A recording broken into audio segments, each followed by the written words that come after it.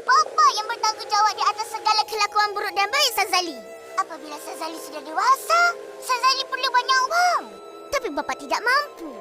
Sekarang Sazali sudah punya wang, kuasa dan segala-galanya.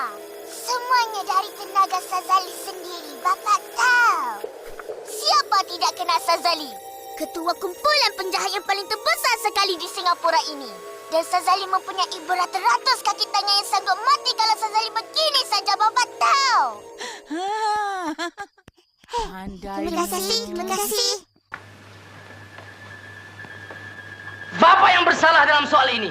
Bapak membesarkan Sadri dengan secara membabi buta saja. Segala apa kemauan Sadri Bapak tunaikan. Segala apa hajat Sadri Bapak sempurnakan. Sehingga Sadri pandai bercakap bohong sama Bapak. Sehingga Sadri menipu Bapak. Menipu untuk kepentingan diri. Tetapi Bapak hanya anakku Sazli. Sazli. Bapak yang bertanggung jawab di atas segala kelakuan buruk dan baik Sazli. Apabila Sazli sudah dewasa, Sazli perlu banyak uang. Tapi Bapak tidak mampu. Sekarang Sadli punya uang, kuasa dan segala-galanya. Semuanya dari tenaga Sadli sendiri, Bapak tahu.